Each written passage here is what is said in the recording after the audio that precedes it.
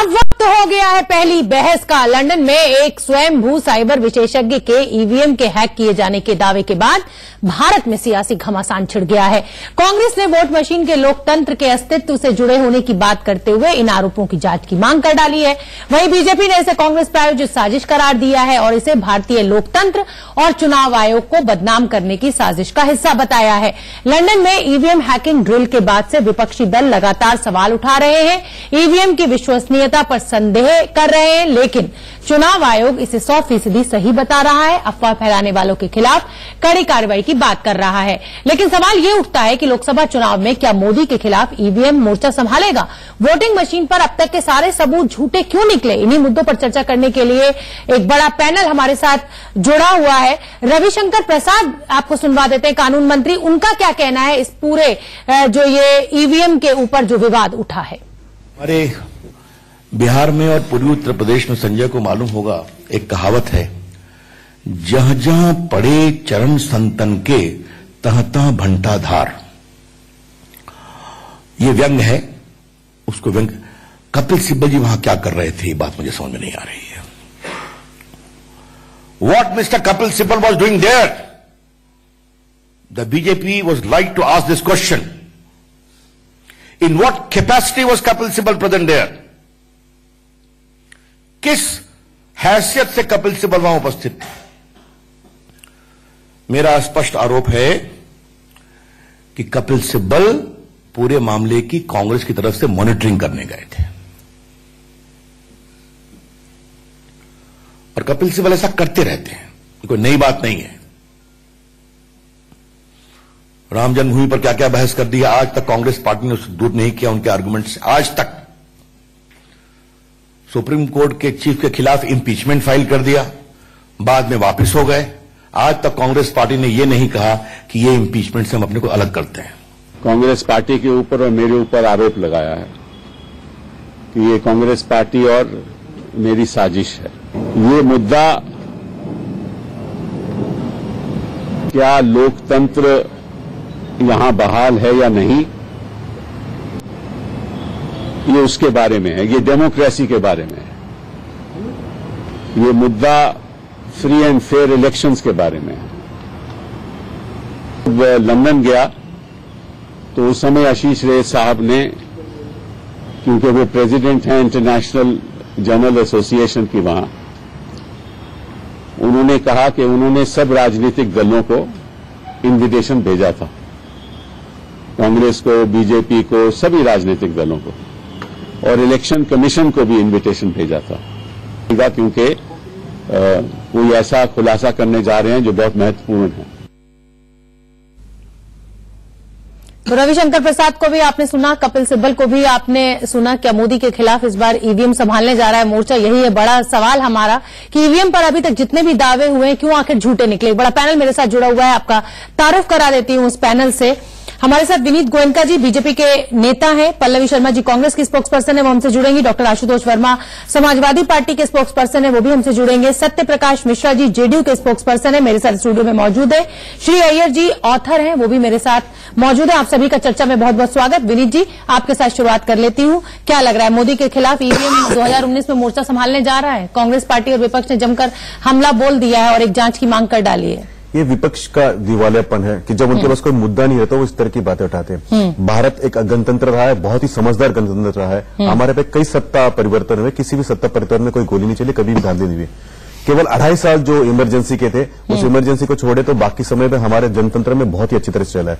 ये शर्मनाक बात है। आप सिर्फ केंद्र की बात कर रहे हैं या प्रदेश सरकारों को भी इसमें इंक्लूड कर रहे हैं? मैं ओवरऑल बता रहा हूं, हमारे पे कभी गोली नहीं चली। पर देखिए, अटल जी हारे, उन्होंने मनमोहन सिंह जी को मनमोहन सिंह जी हारे, उन्होंने गोधरा क्या था, सत्ता के, मैं डेमोक्रेसी की बात कर रहा हूं। लेकिन ऊपर से अगर आपने ध्यान दिया तो ये बड़ी शर्मनाक बात है कि अब भारत के इलेक्शन कमीशन जो आज तक फेयर एंड फेयर रहा है, उसको इंटरनेशनल लेवल पे, अंतर्राष्ट्रीय बाजार में जाके उनका मजाक उड़ाए। और वहां पे कौन है? तो कांग्रेस के एक बहुत बड़े कद्दावर नेता है। हाँ। और उनको ना माफी मांगनी चाहिए आज देश की। अगर उनके पास कोई मुद्दा होता तो इलेक्शन कमीशन में जाते, कोर्ट में जाते, यहाँ पे किसी मीडिया हाउस में दिखाते, लेकिन वहां पे लंदन में बैठ के देश की बेइज्जती कर रहे हैं। और बार बार कांग्रेस ने देखा कि इलेक्शन के पहले या तो पाकिस्तान जाते या फिर लंदन जाते। ये जो उनकी मानसिकता है, उस मानसिकता में दिखता है कि वो अभी तक गुलाम है। तो आपके लिए तो फायदेमंद है ना ये चीज, ईवीएम पे हमला बोलेंगे उतना शर्म की बात, देखिए उतना मुद्दों से हट जाएंगे। बेरोजगारी की बात नहीं होगी, किसानों की बात नहीं होगी, रोजगार की बात नहीं होगी, लेकिन ईवीएम के ऊपर अब इस बार 2019 होने जा रहा है। इलेक्शन एक जगह है मैडम, हारना जीतना एक बात है, और लेकिन अंतर्राष्ट्रीय बाजार में जाके बेइज्जती करना, क्योंकि वहां पे ना तो मैं बीजेपी, आपको ये लग रहा है कि कांग्रेस का प्रायोजित कार्यक्रम है? हाँ, ऑफकोर्स। उसके चलिए, कांग्रेस की स्पोक्सपर्सन भी हमसे जुड़ेंगे। अगर उनका प्रायोजित नहीं तो कहां पर कैसे जाते वहां पे? लेकिन कपिल सिब्बल का ये कहना है कि इंडियन जर्नलिस्ट एसोसिएशन के जो हेड है वो उनके जानकार थे, उन्होंने उन्हें वहां बुलाया था। वो लंदन में कौन सा एसोसिएशन है, और एसोसिएशन ने क्या क्या, और कोई भी समझदार नेता लंदन में जाके प्रेस कॉन्फ्रेंस करेगा? ये उनकी मानसिकता को पारदर्शित करता है। ठीक है, ठीक है। सत्य प्रकाश जी, क्या लग रहा है, एक कोई भी ऐरा गहरा नत्थु खैरा बाहर विदेश की धरती से मुंह पे कपड़ा बांधेगा, हमारी इतनी बड़ी व्यवस्था के ऊपर सवाल उठा देगा और जांच की मांग आपको लगता है कि ठीक है? क्या मोदी के खिलाफ 2019 में सिर्फ ईवीएम ही एक बड़ा मुद्दा है आप लोगों के पास? देखिए, सबसे पहले ये समझ लीजिए, अगर ये व्यक्ति उस लंदन के प्रेस कॉन्फ्रेंस में मैं विपक्ष की बात कर रही हूँ, आप तो मोदी के साथ ही हैं। मैं विपक्ष अगर की ये बात व्यक्ति कपिल सिब्बल उस प्रेस कॉन्फ्रेंस में मौजूद नहीं होते और कोई ऐरा गहरा नत्थु खैरा बाहर से कुछ भी बोलता रहे, उससे हमारे देश पर कोई खास असर नहीं पड़ता। लेकिन इस देश की संसद का एक सदस्य, एक जिम्मेदार सदस्य, एक जिम्मेदार पार्टी का मेंबर, कई सालों से एक मशहूर वकील लंदन के उस प्रेस कॉन्फ्रेंस में मौजूद है, उसको वॉकआउट नहीं करता है, जो वो व्यक्ति ऐरा गहरा नत्थु खैरा जब ये आरोप लगा रहा है भारत के चुनाव की पूरी प्रणाली पर, जो एक निराधार आरोप है, उसके पास इस बात का कोई सबूत नहीं है। और ECIL ने क्लैरिफाई किया है कि वो उसका कभी एम्प्लॉय नहीं रहा। और जब चुनाव आयोग ने 2017 में जून 2017 में खुली चुनौती दी तमाम पॉलिटिकल पार्टी को भारत की कि आप आइए और बताइए कि आप कैसे ईवीएम हैक कर सकते हैं, ये करके दिखाइए, एक भी पार्टी वहां पहुंची नहीं कि ये हो सकता है या ये संभव है। आयोग ने हाथ में नहीं देना था ना, उन्होंने कहा कि आप इसको वाईफाई या ब्लूटूथ से हैक करिए। लेकिन ये जो नया हैकर का जो वीडियो सामने आया है, ये तमाम एक्सपर्ट्स हमारे साथ, टेक्निकल एक्सपर्ट्स भी कल हमारे साथ मौजूद थे, उनका कहना है कि एक अगर हम डिवाइस इसमें लगा दिया जाता है किसी टर्म का, मैंने उस समय तो उससे हम इसको हैक कर सकते हैं, वाईफाई और ब्लूटूथ के जरिए नहीं कर सकते। तो आप जाकर के उसको हैक करके दिखाइए। तो चुनाव आयोग ने तो खुली चुनौती दी थी, तो आखिर किसी पॉलिटिकल पार्टी या कोई हैकर ऐसा सामने आज तक क्यों नहीं आया? ये एक प्रकार, देखिए आप समझिए, इसमें 1 मिनट चाहूंगा आपसे कि ये एक प्रकार का ऐसा फितूर इन्होंने पैदा किया है, केजरीवाल जी ने खास करके, जब वो पंजाब का चुनाव बुरी तरह से हार गए तो उनको कुछ नहीं समझ में आया, तो सारा दोष मत्थे मर दो ईवीएम के। मायावती जी भी खुलकर सामने आ गई थी। ठीक है, वो बहुत सारे लोग जब अपनी हार बर्दाश्त नहीं कर सकते तो ईवीएम। पल्लवी शर्मा जी, क्या 2019 में, विनीत जी, मैं पल्लवी जी से ले लूं? चलिए, अच्छा आप अपनी प्रतिक्रिया दीजिए, फिर मैं पल्लवी जी से करती हूं। एक ईवीएम में ज्यादा से ज्यादा 1200 वोट होते हैं, और एक चुनाव का अगर आपने देखा तो उसके नंबर ऑफ जो ईवीएम्स है, अगर मैं आपकी बात मानूं भी कि किसी को फिजिकली देना पड़ेगा तो उसको कम से कम आधा से पौना घंटा लगेगा उसको करने के लिए, फिजिकली उसके कोई चिप लगाने के लिए या कोई डिवाइस लगाने के लिए। सवाल ये नहीं है कि कितना समय लगेगा, सवाल ये है कि क्या ईवीएम हैक हो सकता है। अगर आप ये कह रहे हैं कि आधे घंटे से 45 मिनट लगेगा, इसका मतलब आप इस बात पे मोहर लगा रहे हैं कि ईवीएम हैक हो सकती है। बात सुनिए ना पूरी, आप बीच में काटेंगे तो नहीं, बहुत टेक्निकल। अगर उसकी मैंने बात भी मानी, मेरा पहला लाइन की अगर मैंने बात भी मान ली तो उसको 40 से 45 मिनट लगेगा। और कितने लोग लगेंगे, यानी बाहर जो पुलिस वाला वो भी करप्ट होगा, इलेक्शन कमीशन के ऑफिसर भी करप्ट होंगे, सारे इतने अधिकारी सारे करप्ट होंगे। तो क्या हिंदुस्तान की पूरी जनता करप्ट है? लाखों ईवीएम है, और लाखों ईवीएम को करने के लिए आपको पल्लवी शर्मा जी, क्या 2019 में आप लोगों के विपक्ष के पास कोई मुद्दा नहीं है? क्या विपक्ष के पास कोई मुद्दा नहीं है? सिर्फ आप ईवीएम के ऊपर ही, मोदी के ऊपर हमला बोलते रहेंगे? जहां आप जीते वहां ईवीएम में कोई खराबी नहीं, जहां मोदी जीते वहां पर ईवीएम करे। देखिए शोभना जी, आपकी बहस बहुत तर्कपूर्वक होती है, लेकिन माफ कीजिएगा, मुझे हंसी आ गई विनीत जी का जोश देके जो बोल रहे हैं कि कपिल सिब्बल जी को शर्म आनी चाहिए। भाषा का इस्तेमाल मत कीजिए, बड़े नेता है, इज्जतदार आदमी है, इस तरीके की भाषा का इस्तेमाल मैं पहली बहस के मंच से मैं आपको अलाउ नहीं करूंगी विनीत जी। विनीत गोयनका जी, ये भारत को श्रीमंत करने की बात है। उन्होंने भारत को नीचे दिखाया है, केवल भारतीय जनता पार्टी को भारत को नीचे दिखाया है, भारतीय जनता पार्टी को भारत को नीचे दिखाया है, पल्लवी जी उनको शर्म आनी चाहिए। बहुत ही ओछा काम किया उन्होंने, शर्म आनी चाहिए उनको, ओछा काम किया उन्होंने। और ये देखिए आशीष राय कौन है? ये कांग्रेस है जिसने राहुल गांधी को ट्रिक किया। राहुल गांधी को माफी मांगनी चाहिए देश की। अब हिंदुस्तान को बेइज्जती करेंगे, आप सोचेंगे हम धीरे से बात करेंगे। विनीत जी आप दोनों शांत हो जाइए, आप दोनों शांत हो जाइए।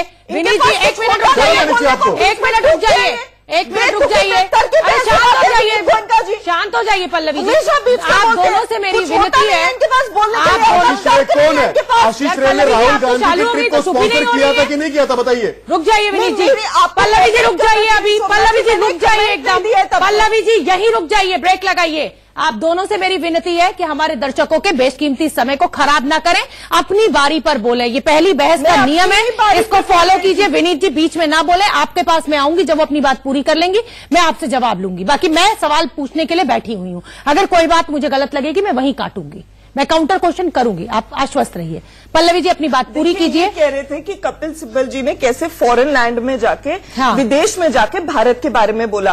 तो ये बीजेपी का ये जो दोगलापन और दोगुनी बेशर्मी राजनीति नेता आपका दोगली बीजेपी हो गई, वही बता, कोई भी ऐरा गहरा नत्थू खैरा विदेश में मुंह बांधकर एक प्रेस कॉन्फ्रेंस करता है और उस पर आप हमें विश्वास करने के लिए कहती हैं। मैं बता रही हूँ कैसे दोगली, अगर आप खत्म करने देंगे आपको जवाब मिल जाएगा। प्रधानमंत्री जी, प्रधानमंत्री इस देश के चाइना और साउथ कोरिया जाके बोलते हैं कि भारतीयों को शर्म आती है कि वो हिंदुस्तान में पैदा होते हैं। बताइए इससे शर्मनाक बयान और क्या हो सकता है? और कपिल सिब्बल जी ने तो कुछ बोला ही नहीं, उन्होंने तो कहा एक प्रेस कॉन्फ्रेंस बोलने की जरूरत क्या है? आप किसी के भी आदमी मुंह पे कपड़ा बांधकर न्योता इलेक्शन कमीशन को भी था, न्योता कल को आप आतंकवादियों की प्रेस कॉन्फ्रेंस में भी चले जाइएगा, मुंह पे कपड़ा बांध के कोई आतंकवादी बैठेगा और हमारी व्यवस्था पे हमला करेगा और हम सफाई मांगेंगे अपनी ही संस्थाओं से। आप सवाल नहीं, चुनाव आयोग से पता था कि आप भी बहस के हिस्सेदार है। मुझे सवाल का जवाब देने दीजिए। कपिल सिब्बल जी ने बार बार स्पष्ट किया कि मैं वहां पर्सनल कैपेसिटी में गया, उन्होंने प्रेस कॉन्फ्रेंस की, उन्होंने कहा मैं पर्सनल कैपेसिटी में गया। आज मुद्दा ये नहीं है, आज मुद्दा ये है कि बीजेपी इस बात से इतनी घबराई बौखलाई क्यों है अगर ईवीएम पे सवाल उठ रहा है? इनको किस बात की तकलीफ है? अगर इस देश का एक भी वोटर, मुझे हेडलाइंस के लिए अगर इस देश का एक भी वोटर अपने मन में शंका रखता है कि मेरा वोट सही जगह पे नहीं जा रहा, तो बीजेपी तो इस देश की सरकार है। ठीक है, इलेक्शन कमीशन को बोलना चाहिए कि आप उसकी तरफ कदम उठाइए। इलेक्शन कमीशन सरकार के अंडर में नहीं है ना मैडम, इलेक्शन कमीशन सरकार के अंडर में नहीं है ना, तो सरकार के बोलने से कुछ नहीं होगा। चुनाव आयोग ने साफ कर दिया है कि ईवीएम पूरी तरह से प्रूफ है। चलिए फिलहाल मुझे हेडलाइंस के लिए रुकना पड़ रहा है और हेडलाइंस को लेते ही हम वापस इस बहस को आगे बढ़ाएंगे। बहस के सिलसिले को आगे बढ़ाते हैं। चर्चा बहुत गर्म हो गई थी जब हम हेडलाइंस के लिए रुके थे। एक बड़ा पैनल मेरे साथ जुड़ा हुआ है। विनीत गोयनका जी बीजेपी के नेता हैं, पल्लवी शर्मा जी कांग्रेस के स्पोक्स पर्सन है, डॉक्टर आशुतोष वर्मा समाजवादी पार्टी के स्पोक्स पर्सन है, सत्यप्रकाश मिश्रा जी जेडीयू के स्पोक्स पर्सन है, श्री अय्यर जी ऑथर है। श्री अय्यर जी का मैं रुख करना चाहूंगी, विनीत जी आपका जवाब लूंगी, लेकिन मुझे सभी मेहमानों को चर्चा में पहले ले आने दीजिए। श्री अय्यर जी, आप तमाम नेताओं को सुन रहे हैं, 3 दिन से यही विवाद चल रहा है। लग रहा है कि 2019 का चुनाव जो है वो ईवीएम के मुद्दे पर ही लड़ा जाना है। पक्ष और विपक्ष दोनों सिर्फ ईवीएम की बात कर रहे हैं, ना बेरोजगारी की बात कर रहे हैं, ना युवाओं की बात कर रहे हैं। किसानों को तो उनके हाल पर छोड़ ही दिया है सरकारों ने। क्या लग रहा है, ये जो जांच की मांग लगातार विपक्ष कर रहा है, ये सही मांग है चुनाव आयोग पर? इस तरह से कोई आदमी बाहर से उंगली उठाता है, क्या उसको आप सही मानते हैं? क्या कदम उठाना चाहिए? नहीं, ये बिल्कुल गलत है कि ईवीएम मशीन में कुछ प्रॉब्लम है। मैंने विस्तार से आपको बताया था कि आज जो वीवीपैट के साथ जो ईवीएम्स हैं वो वर्जन 3 है। इसको ये कहते हैं कि इसकी जो सॉफ्टवेयर जो रन होती है ना, ये सॉफ्टवेयर रीड ओनली मेमोरी से होती है, यानी कि उसको आप बदल नहीं सकते। ये 2009 के इलेक्शन में V1 और V2 पुराने वर्जन के ईवीएम्स थे, जिसको फरवरी 2010 में 3 इंजीनियर्स ने दिखाया था कि किस तरह से हैक कर सकते हैं। अगर आप मुझे 1 मिनट देंगे तो मैं इसका विस्तार से एग्जाम्पल सर सिर्फ 1 मिनट में खत्म कीजिएगा, मुझे और भी मेहमानों को शरीक करना है। बिल्कुल। तो इन्होंने क्या किया, एक ईवीएम लिया था, उसमें 5 उम्मीदवार लगाए थे और पांचों को 3-3 वोट दिए थे, यानी 3 बार दबाए थे। ठीक है। तो कुल मिलाकर 15 हुआ था। और इसके बाद उन्होंने दिखाया, तो जब उसका काउंट दिखाई दिया तो पहला उम्मीदवार 7 वोट लाया था और बाकी 4 2-2 ले आए थे। इसका मतलब ये हुआ कि दूसरा, तीसरा, चौथा और पांचवा इन लोगों से एक वोट जाकर पहले उम्मीदवार के खाते में चला गया। इस तरह की हैकिंग हुई थी और इसको बहुत ही आसानी से उन्होंने दिया था। वो खोलकर बताया था कहां पर इन्होंने ब्लूटूथ की चिप लगाई थी और किस तरह से सेलफोन के जरिए इसको मैनिपुलेट कर रहे थे, क्योंकि जहां पर काउंटिंग चलती है वहां पर ये लोग मैनिपुलेट किए थे। और ये माना जाता है कि 3 स्टेट्स में ये प्रॉब्लम हुआ था, महाराष्ट्र, आंध्र प्रदेश और तमिलनाडु। ठीक है, तो अब आप था, लेकिन इसका जो वर्जन 3 ईवीएम मशीन्स आई हैं उनको आप फुल प्रूफ मानते हैं जो वीवीपैट के साथ हैं? बिल्कुल बिल्कुल। और इसके अलावा आज ईसी क्या करती है, जब भी काउंटिंग शुरू होता है 10% मशीन्स को इलेक्ट्रॉनिक और प्रिंट दोनों की कंपैरिजन की जाती है। तो कंपैरिजन जब मैच होता है तो उस कंस्टिट्यूएंसी को इलेक्ट्रॉनिक वोट चलाते हैं। अगर कंपैरिजन मिसमैच होता है तो जो उस कंस्टिट्यूएंसी के पूरे वो जो दिक्कत ये है ना श्री अय्यर जी, दिक्कत कहाँ आ रही है? दिक्कत ये आ रही है कि कांग्रेस पार्टी या विपक्षी दल उस 10% से सेटिस्फाइड नहीं है। वो कहते हैं साहब 40 से 50%, 30% की आप काउंटिंग कीजिए। पूरी ईसी कर रही है, वो 1 बूथ पर कॉन्स्टिट्यूएंसी कर रही है। हाँ, ये ईसी नहीं खुद का है, 1 बूथ पर कॉन्स्टिट्यूएंसी कर रही है। आप चाहते हैं और ये जो बोल रहे हैं कि वीवीपैट लगे हैं, सुप्रीम कोर्ट ने ऑर्डर में कहा कि वीवीपैट 100% मैंडेटरी है, लेकिन अभी तक उसका 100% इम्प्लीमेंटेशन नहीं हुआ है। आप ये मान लीजिए ना चुनाव आयोग से, आप हैकरों की प्रेस कॉन्फ्रेंस में क्यों जा रहे हैं? आपका नेता प्रेस कॉन्फ्रेंस शोभना, चलिए अब मुझे डॉक्टर आशुतोष वर्मा को शरीक कर लेने दीजिए। उनसे मैंने एक भी सवाल नहीं लिया है। मुझे डॉक्टर आशुतोष वर्मा, क्या विपक्ष के पास 2019 में अब ईवीएम ही सबसे बड़ा मुद्दा होने जा रहा है? जितनी बार भी उंगली उठी प्रूफ कोई आया नहीं सामने।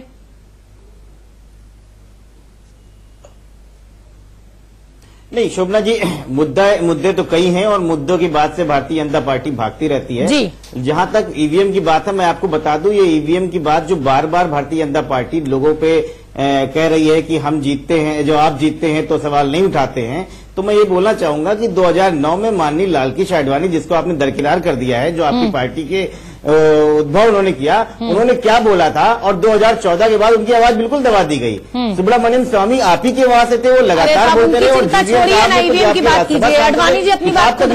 आपने उनकी आवाज क्यों नहीं? ईवीएम की बात शोभना जी बिल्कुल बात करनी है, नहीं बिल्कुल बात नहीं रखने चाहिए, देंगे नहीं ना, मैं बिल्कुल उठाऊंगा ईवीएम की बात ईवीएम की है। पूरे विश्व में 120 ऐसे देश हैं जो लोकतंत्र पे विश्वास करते हैं, जो डेमोक्रेसी से बात करते हैं। ऐसी कौन सी वजह है जो उसके 20 देशों में सिर्फ 25 देश ईवीएम का इस्तेमाल कर रहे हैं और सेटिस्फाइड नहीं है? आबादी बहुत बड़ी वजह है, हाई टेक्नोलॉजी है। जर्मनी बता रहा हूं उसकी आबादी उसकी नहीं शोभना जी, उसकी वजह बता रहा हूं। जापान ने रिजेक्ट किया, जर्मनी ने रिजेक्ट किया, यूएस ने रिजेक्ट किया। अगर मान लीजिए इस बात तो मैं मानता हूं कि अगर आबादी बड़ी वजह है और समय खराब होता है तो वीवीपैट लगाया जाए। अगर मान लीजिए कोई भी पोलिंग बूथ में 5 बजे तक खत्म हो जाता है और काउंटिंग शुरू होने में अमूमन 10 या 11 बजे तक सबके रिजल्ट आ जाते हैं। मैं कहता हूं कि अगर वीवीपैट रखा हुआ है और शाम के 10 बजे तक या रात के 10 बजे तक गिनने में टाइम लगता है, तो क्या लोकतंत्र के बचाने की जिम्मेदारी भारतीय जनता पार्टी पे नहीं है? सिर्फ आपके सरकार पे नहीं है तो वो किस बात से तिल मिला रही है कि इस बात से नहीं करना चाहिए? सर आप ये बताइए मुझे, डॉक्टर आशुतोष आप मुझे ये बताइए, कोई भी आए बाएं का आदमी मुंह पर कपड़ा बांधता है और हमारी इतनी बड़ी व्यवस्था के ऊपर, हमारे लोकतंत्र पर, हमारे जनमत पर उंगली उठा देता है, आपको सही लगता है? नहीं कर रहा हूं, क्या उस पर जांच की मांग आप कर रहे हैं? मेरा सीधा सा सवाल है।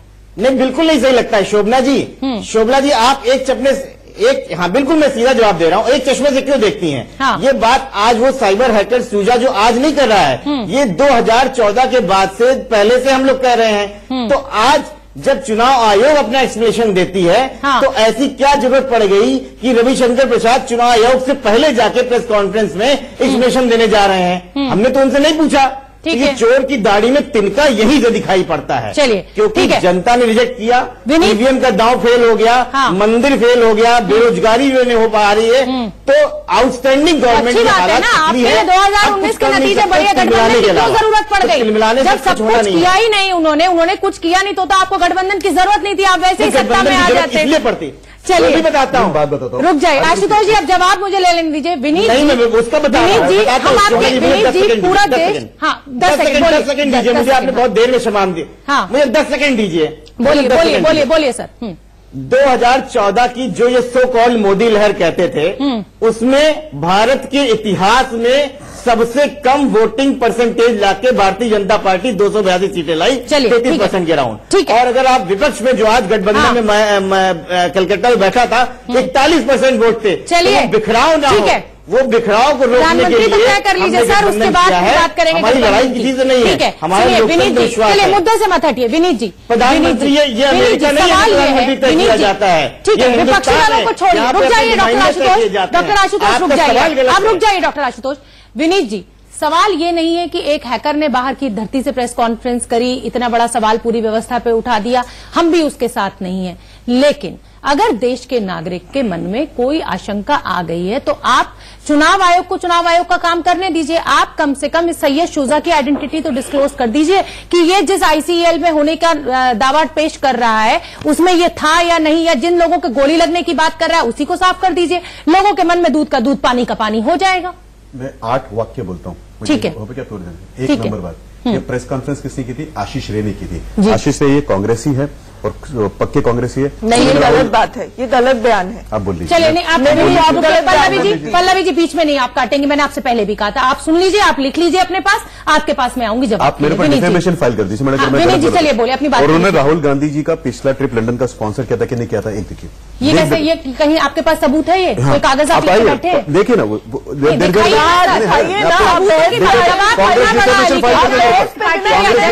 मैंने कहा था मैं 8 लाइन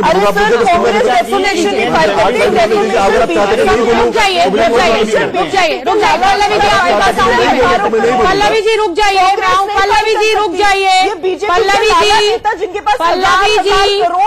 जी मुझे आपका माइक ऑफ करना पड़ेगा।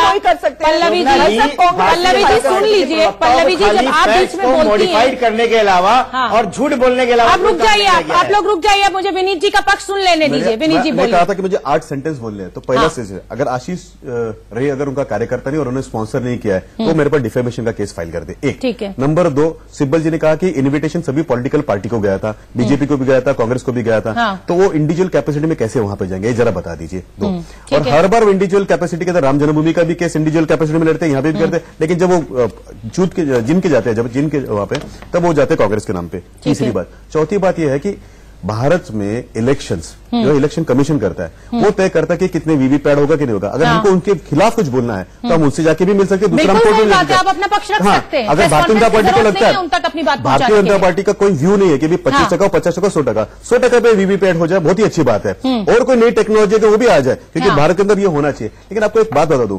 1990 में पहली बार ये मशीन यूज हुई थी, 2004 के अंदर अटल बिहारी वाजपेयी की सरकार थी, फिर कांग्रेस कैसे जीत के आई, और अंदर 2014 के अंदर कांग्रेस की सरकार थी, तो कैसे मोदी जी जीत के? अगर ये बात सच है तो क्या तेलंगाना के अंदर भी ईवीएम हैक थे क्या छत्तीसगढ़ में भी हैक थे क्या? इसका जवाब आप देते नहीं है। बात क्या पता है क्या, वो पहुंच जाते करते, जब वो बाउंस बैक हो जाता है तो इंडिविजुअल कैपेसिटी में चले गए, अगर वो बात में थोड़ा दम आ जाता है तो वो पार्टी कर देती है। तो ये शर्मनाक बात है। दूसरा एक और बात होती है, शर्मिंदी माफी मांगनी चाहिए, माफी मांगनी चाहिए। आप दोनों का साथ जवाब दीजिएगा, जेडीयू के स्पोक्सपर्सन। आप जनता को गुमराह क्यों करते हैं विनीत जी? सच क्यों नहीं बोलते हैं आप? रुक जाइए डॉक्टर आशुतोष। सत्य बंगले से टाइल्स मैंने चोरी नहीं की कि जब 1 मिनट रुक जाइए, अखिलेश जी ने की थी। चलिए सच बताता हूँ मैं आपको। अरे सर रुक जाइए, जो लोग सच पूछ रहे तो बताओ कि उनके जब अखिलेश जी बंगले से निकलते उन्होंने टाइल्स चोरी की थी, ये सच नहीं है क्या? अरे सर क्या आप लोग बड़े बड़े एलिगेशन लगाते हैं सर, बैठ के टीवी बंगले से टाइल्स गए थे कि नहीं बताइए। नेशनल टेलीविजन पर क्यों नहीं आपके योगी आदित्यनाथ ने अरेस्ट कर लिया अखिलेश यादव को? अगर उन्होंने टाइल्स चोरी की है तो आपके चैनल पर दिखाया मैडम, आपको दिखा दो, आपके चैनल पर श्रीकांत ने दिखाया, मैं आपको दिखा दूंगा क्लिप, आपके चैनल ने दिखाया, मैं आपके स्क्रीन दिखा देता हूँ। बात हटी है। बंगला बना के बैठे हैं देश के नागरिक होने के नाते दलित और गरीब और मजदूरों को ये आवाज दबा देंगे, ये नहीं होगा। हिंदुस्तान में ये नहीं चलने वाला। गोयनका साहब ऐसे नहीं होता है। अब आपके ऊपर बता रहे हैं कि गद्दी खाली करो, हम बता रहे हैं। चुनाव आयोग ने स्पष्ट कई बार इस चीज को कह दिया। हाँ। किससे जांच कराएंगे? सुप्रीम कोर्ट तक ने कहा है कि ये बेस्ट है कि आप ईवीएम और इलेक्ट्रॉनिक वोटिंग मशीन से, एक बड़ी जनसंख्या है, इससे कराए। किससे जांच कराए? एक सिगुफा छोड़ देती है, कभी केजरीवाल कभी मायावती, और ये अब कपिल सिब्बल जी, और वो उनको एक हायर कर दिया किसको, अमेरिका से सूजा जी को।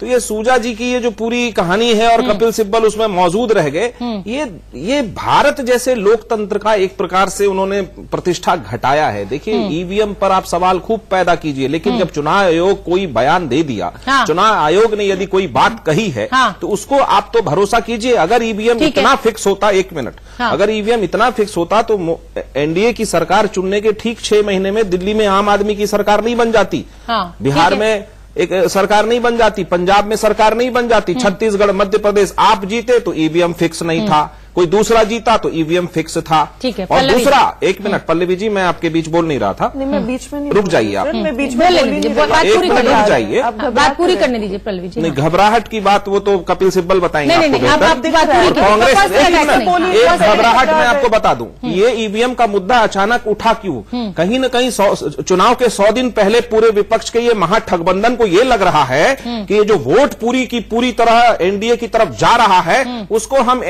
बाद में ईवीएम पे ठीकरा फोड़ देंगे और अपना चैन की बंसी बजाएंगे कि भैया हम तो सही हैं, वोटर हमारा है, लेकिन ये ईवीएम फिक्स है।